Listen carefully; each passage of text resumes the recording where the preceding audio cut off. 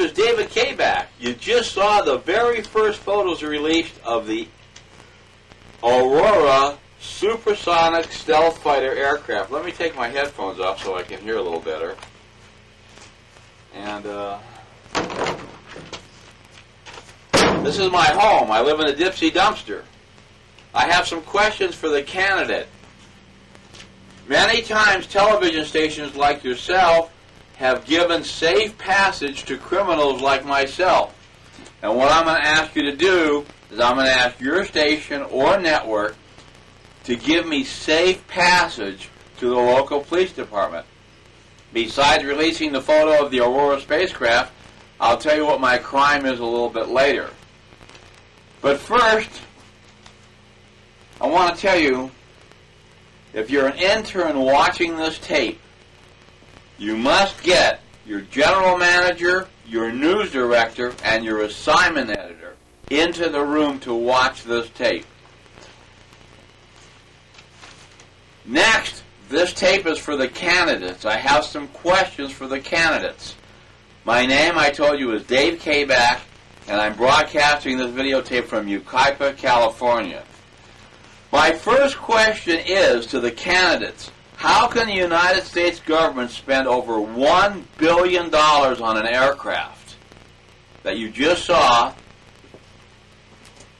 and people like me have to be homeless?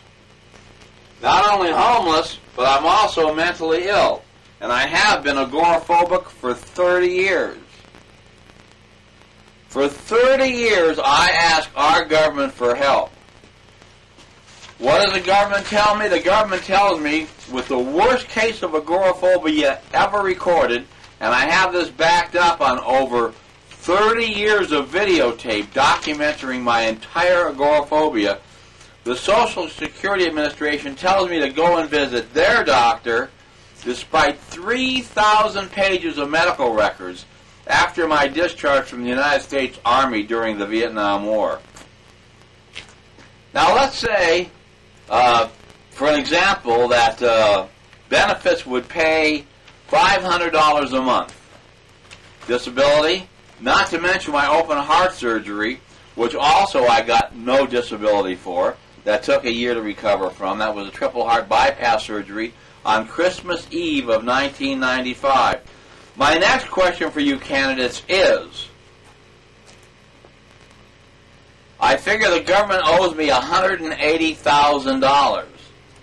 That would be based on $500 a year disability, plus interest, at $500 a month times 30 years. If the IRS could surely charge you interest for being late, I think the Social Security Administration should be able to take care of this matter. Not today, not tomorrow, but by the time this broadcast is put on videotape and placed on television. It will also be on the internet under Aurora First Photos Secret Aircraft. Now, my second question for you politicians is, we've already covered how you can spend $1 billion on an aircraft, yet let people starve to death. My next question is, how can a judge, or a commissioner to be exact, in Redlands, California, evict my 87-year-old mother from her mobile home where my dad died of cancer because my service dog had to urinate? Let me show you a quick shot of my service dog.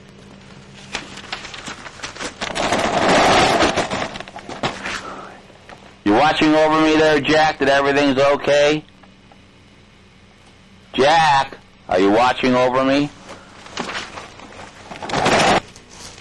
Now, this is the question for the candidates. You just saw my dogs, whether you're Republican, Democrat, American Independent, Greenpeace Party.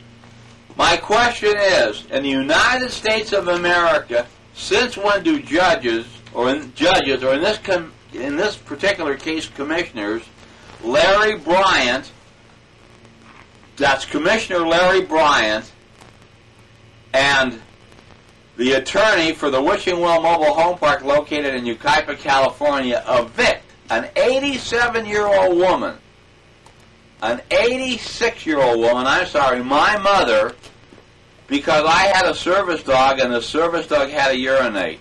Wait a minute, Mr. Candidate. Wait a minute. Or Mrs. Candidate. This goes even further. On top of that, the judge orders my mother's mobile home sold out from under her, or she was never late with the rent for 21 years. 21 years my mother was never late with the rent. Yet, because my service dog had to urinate, and if it wasn't for this service dog, I wouldn't be able to make this tape, because I stayed inside for almost 28 years, terrified of going outside. Have any doubt?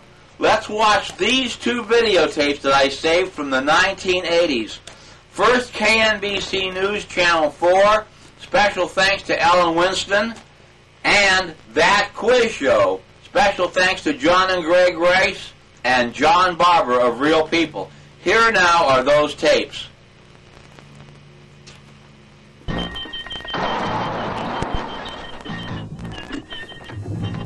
For LA.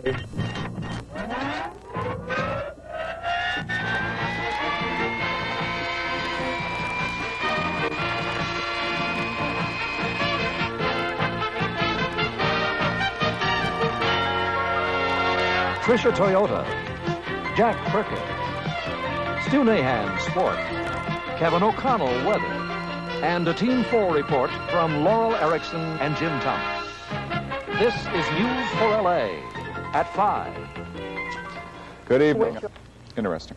The story of success with a catch is coming up. It's about a man who built a very successful business in his own home, but the real story is why he couldn't build it anyplace else. The prospect of being able to work at home would be quite a luxury, but today, reporter Susan Hahn talked to one local businessman who says he has no other choice. It feels like your heart is pounding out of your chest and your arms and your face are always asleep, like your foot falls asleep.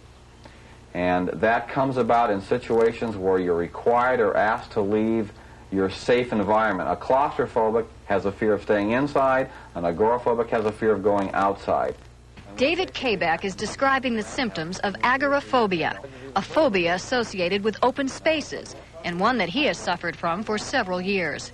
In order to avoid having to leave his apartment, Kabak created a videotape business that he runs in his home, and he also writes a monthly column in several video magazines. The business appeared to be tailored to his agoraphobic condition, except for one major point. It is against a Los Angeles zoning ordinance to run a business out of an apartment.